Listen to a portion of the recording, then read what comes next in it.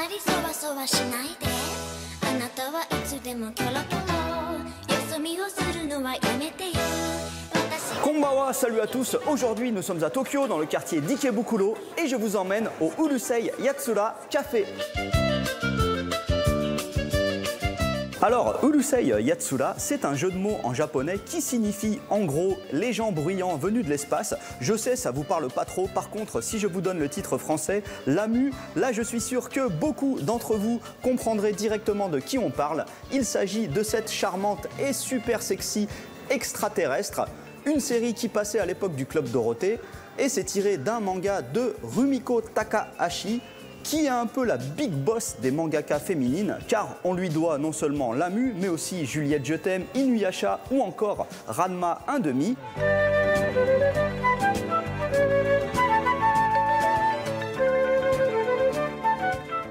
Bien, on passe à table et évidemment ici la plupart des plats sont aux couleurs de Lamu, donc bien jaune et bien vert, comme ce plat de spaghetti peperoncino sur lequel on retrouve la charmante Lamu et son amoureux Ataru en japonais.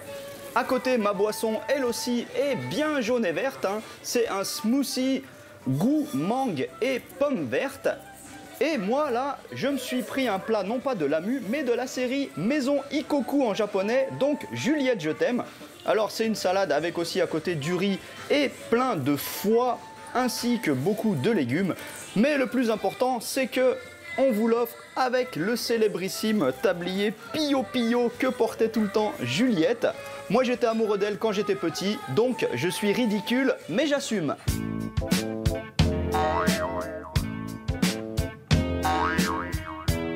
On finit avec des desserts super kawaii. Le mien est arrivé dans un déluge d'effets spéciaux à base de glace carbonique. Bon là ça s'est calmé.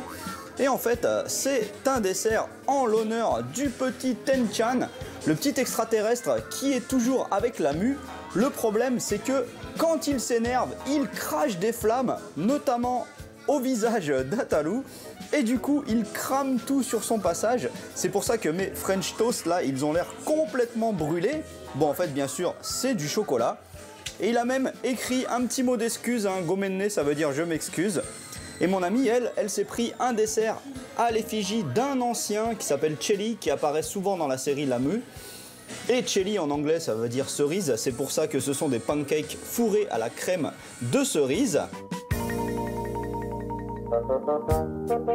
Voilà, non seulement c'était super mignon, mais en plus il y avait la qualité et la quantité, donc merci Lamu. Allez à plus, ja ne.